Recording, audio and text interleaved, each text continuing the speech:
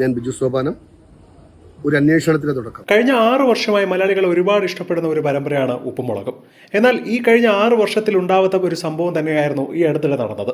ഉപ്പുമുളകിലെ പ്രധാനപ്പെട്ട ഒരു നടിക്കെതിരെ ലൈംഗിക അതിക്രമം നടന്നുവെന്ന് നടി തന്നെ പരാതിയുമായി രംഗത്ത് വന്നു. പ്രശസ്തമായ 2 താരങ്ങളായ ബിജു സോപാനത്തിനെതിരെയും SP ശ്രീകുമാറിനെതിരെയുമാണ് ഈ ഒരു പരാതി.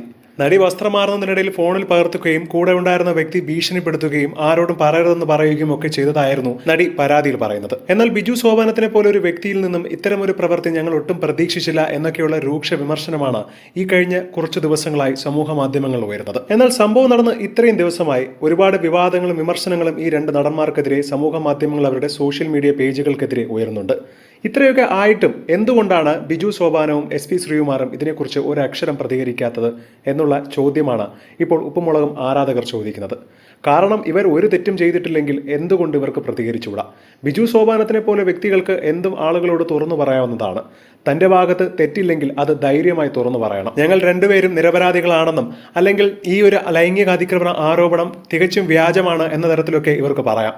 പക്ഷേ ഇതിൽ മൗനം പാലിക്കുന്നത് കൊണ്ട് തന്നെ ഇവരുടെ പക്കലും തീർച്ചയായും എന്തെങ്കിലുമൊക്കെ തെറ്റുകൾ കാണും എന്ന് തന്നെയാണ് പലരും വിശ്വസിക്കുന്നത്. എന്താണ് ഈ കാര്യങ്ങളെക്കുറിച്ച് നിങ്ങൾക്ക് പറയാനുള്ളതെന്ന് താഴെ മറക്കാതെ കമന്റ് ചെയ്യുക. ഒപ്പം ഈ ചാനൽ മറക്കാതെ സബ്സ്ക്രൈബ് ചെയ്ത് ലൈക്ക് ചെയ്ത് ഷെയർ ചെയ്യുക.